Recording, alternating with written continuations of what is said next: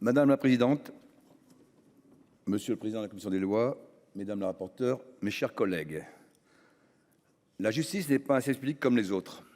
Sa mission est essentielle à notre démocratie. Pendant des décennies, elle n'a pas été financée à sa hauteur et à son importance. Le budget désormais devrait passer de 9 milliards à près de 11 milliards d'euros par an. C'est une très bonne nouvelle pour les professionnels concernés, mais surtout pour l'ensemble de nos concitoyens. La programmation inscrit dans la durée une tendance que vous avez initiée, monsieur le ministre, monsieur le garde des Sceaux, et nous en savons gré.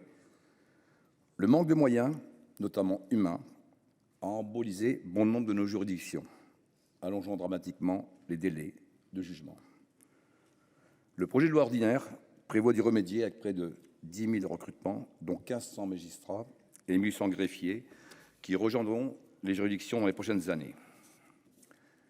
Les attachés de justice contribueront à alléger la tâche des magistrats, permettant de dégager un temps précieux. L'augmentation du budget doit aussi permettre la construction de places de prison supplémentaires. Nous en avons un besoin urgent.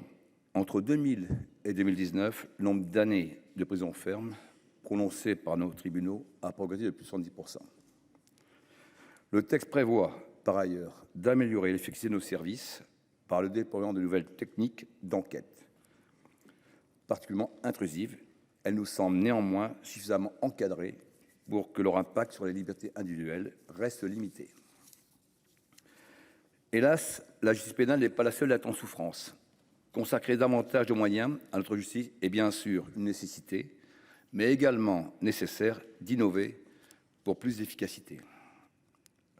Nous nous réjouissons de l'expérimentation du tribunal des activités économiques en confiant aux juges consulaires des contentieux qu'ils sont d'ores et déjà en mesure de traiter, et cela libérera du temps de magistrats. Dans le même esprit, nous avons soutenu le transfert au commissaire de justice des procédures de saisie sur rémunération. Elles seront désormais effectuées par les 3 700 commissaires de justice que compte notre pays, sous le contrôle bien sûr du juge de l'exécution.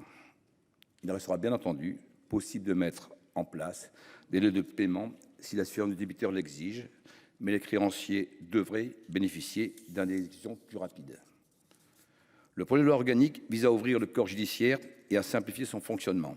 Il renforce également la responsabilité des magistrats et leur protection. Pour une justice plus efficace, mais aussi plus attractive, il est nécessaire que l'État concentre ses moyens sur ses missions régaliennes. C'est d'elles dont dépend le bon fonctionnement de notre démocratie et de notre société. Ces mesures sont attendues et viennent s'ajouter à celles qui existent déjà. Reste le problème posé par l'inflation normative, un cancer qui a atteint toutes nos réglementations. Le code de procédure pénale en est un des symboles. Il faudra absolument le clarifier et le simplifier. Cette inflation normative constitue une source majeure de difficultés pour les juridictions. Elle pénalise aussi l'activité de nos élus, de nos entreprises et plus généralement de nos concitoyens. Nous devons réduire le nombre de normes et veiller à améliorer leur qualité. La commission des lois du Sénat et vous-même, monsieur le garde des Sceaux, y êtes attentifs. J'espère que nous pourrons obtenir des avancées concrètes en ce sens dans les prochains mois.